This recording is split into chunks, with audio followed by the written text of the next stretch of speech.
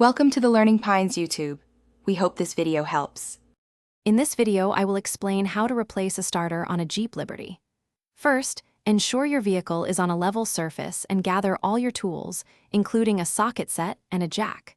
For safety, always disconnect the negative battery terminal before starting any work. Then, carefully lift the front of your Jeep using a jack and secure it with jack stands. This provides safe access to the starter motor.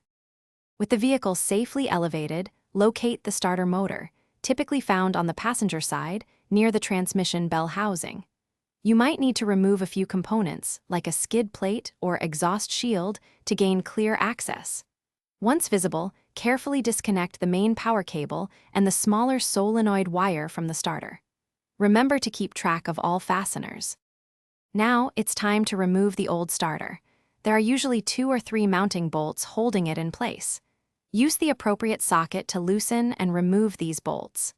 Once the bolts are out, carefully wiggle and pull the starter free from its mounting position. It can be a bit heavy, so be prepared to support its weight as you remove it from the vehicle. To install the new starter, reverse the removal process. Carefully position the new starter into place and hand tighten the mounting bolts before fully securing them.